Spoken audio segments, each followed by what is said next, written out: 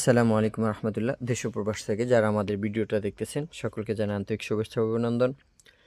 আজকে আমাদের মুরগির দ্বিতীয় বেইচের ফাউল পক্সের দেওয়ার ডেট। ফাউল পক্সের ভ্যাকসিনগুলো আমরা মিশিয়ে নিতেছি। যদি আপনাদের সিরিঞ্জে দেওয়ার পর এভাবে টেনে নেয় তাহলে এটা ভালো থাকবে।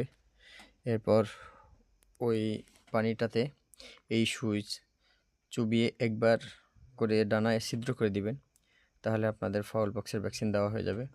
ফাউল পক্সের ভ্যাকসিন যদি জীবনে একবার দেওয়া যায়, অর্থাৎ একটা মুরগির পুরো লাইফে একবার এভাবে ডানাতে একটা ছিদ্র করে দেওয়া যায় 35 দিন বয়সে, তাহলে আর পক্স উঠবে না, মুখে গুটি গুটি হয় সেটা হবে না ইনশাল্লাহ।